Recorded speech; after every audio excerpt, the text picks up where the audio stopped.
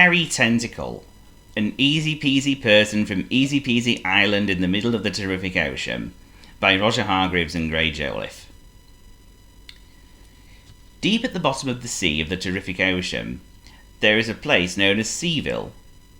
And in Seaville, there is a neighbourhood called Cephalopod Crescent.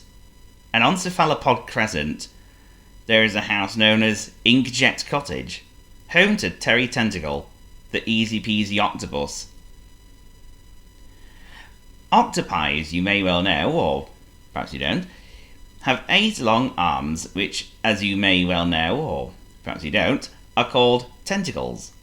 And believe it or not, Terry Tentacle's tentacles can stretch and stretch and stretch. Extraordinarily long tentacles.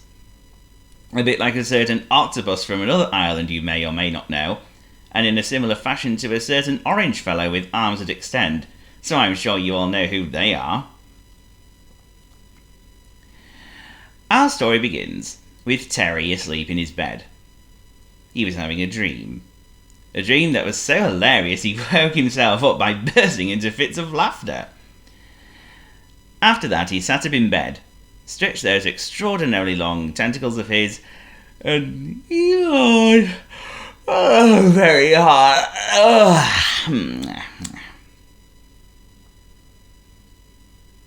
It was then he felt hungry, so here's what he did. He reached out 2 of those extraordinarily long tentacles of his, opened the bedroom door, reached down the stairs, opened the kitchen door, took out a bowl with a spoon, went to the fridge to take out some coconut milk, reached into the cupboard to take out his favourite cereal in the whole wide world, seaweed pops, poured the cereal into the bowl, followed by the milk, and put the spoon in the bowl, and brought them back up to himself in bed. As you can see, it's very useful indeed having tentacles as long as Terry's. While Terry was having his breakfast in bed, he thought about what he could do. I suppose I could go out and get up to my antics, he thought to himself. He was still in deep thoughts when the doorbell rang. And who was it? I will tell you. It was the postfish. Terry then extended another one of his tentacles to open the bedroom window and tickled him. The postfish couldn't stop laughing. Cut it out! He laughed, dropping all his letters and parcels. Oops, sorry, Posty, replied Terry, and helped the postfish to pick up the rest of the mail. And the postfish said, Thanks for helping me get the mail back into the bag. Oh, here's your mail. Cheerio! And off he swam.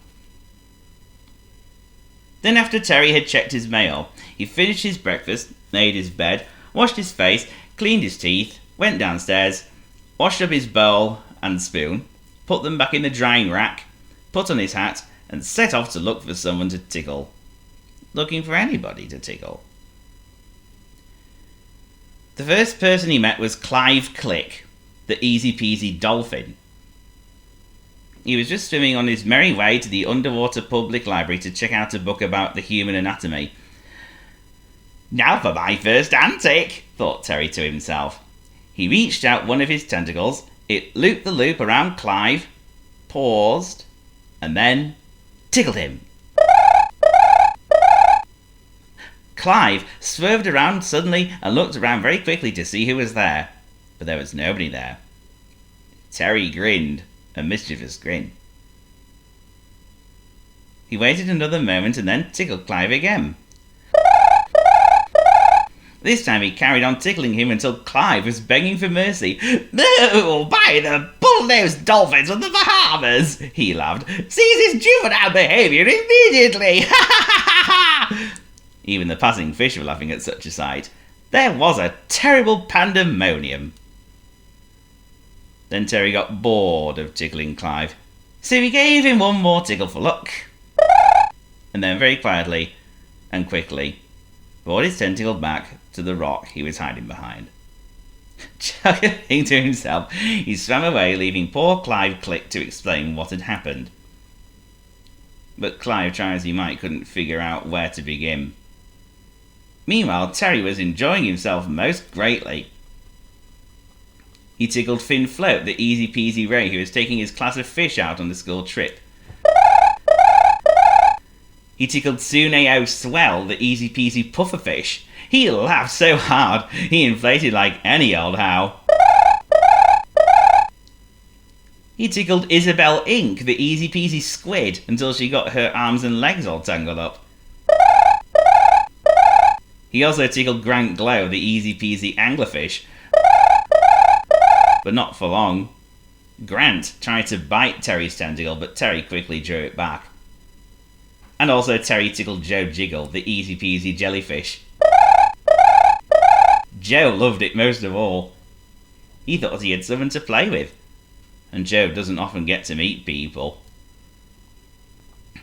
Terry even tickled Sydney Spout, the easy peasy whale.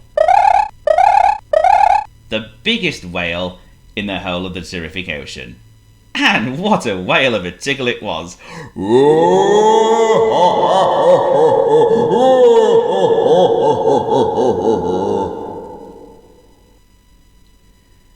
Then Terry swam to the surface and came across Cozy Cove.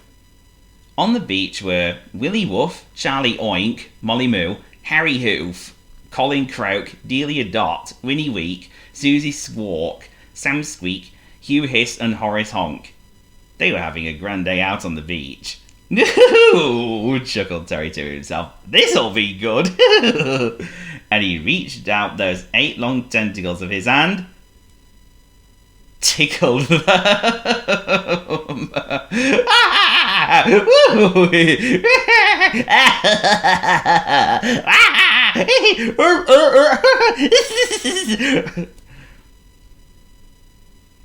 Then Terry swam home. Today had been a really fun day for him. All those antics he got up to involving everyone he tickled. He thought it was so funny. He laughed hard and heartily on his sofa. Then he thought, how many people have I tickled today? I better count them all. And he did. Okay. So that would be 1, 2, 3, 4, 5, 6, 7, 8, 9, 10, 11, 12, 13, 14, 15, 16, 17, 18, 19, 20 people so far. And why stop there? He added. It was then that the doorbell rang again. And who was it this time? I'll tell you. It was Pietro Pinch, the easy peasy crab. "Ciao, Terry," he greeted. "How are you?" "Doing swell," replied Terry. "I just tickled 20 people." "Okie dokie," said Pietro. "Who's gonna be the 21st? Terry reached out his tentacles and said, "Why, you, of course. And why should I stop there?